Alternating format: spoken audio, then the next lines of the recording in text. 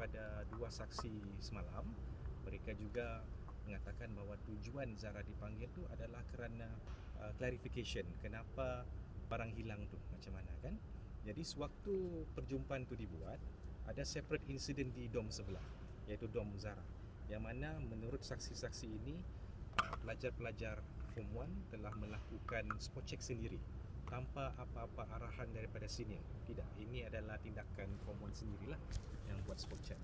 Dan ketika melakukan spot check tu, mereka menyelongkar beg Zara, loker Zara, mereka menjumpai lencana yang dikatakan hilang lah. Okay. Lencana bendera hilang yang dikatakan milik ketua dom.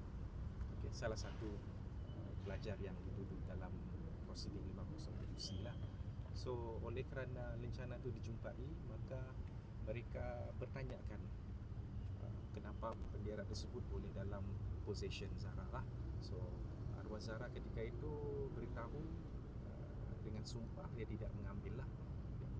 Tapi mungkin jawapan tersebut tidak memuaskan hati salah seorang daripada senior tersebut, maka keadaan marah tu dikeluarkanlah. Tapi saksi-saksi melaporkan selepas kejadian tersebut masing-masing balik dom. Maksudnya arwah Zara balik dom sebelahnya dan kedua-kedua pun beredar.